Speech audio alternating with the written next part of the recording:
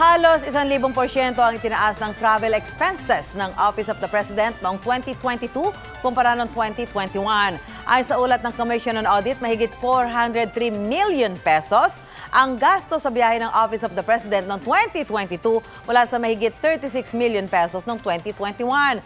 Ayon sa COA, dahil yan sa state visits at international summits na dinaluhan ng Pangulo kabilang sa Indonesia, Singapore, Amerika, Cambodia, Thailand at Belgium.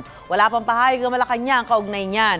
Dati na iginiit ng administrasyon na mahalaga ang mga biyahe dahil sa mga nakukuhang foreign investment. Aabot umano sa mahigit $25 billion o katumbas ng 1.4 trillion pesos ang pangakong investment sa mga biyahe ng Pangulo noong 2022.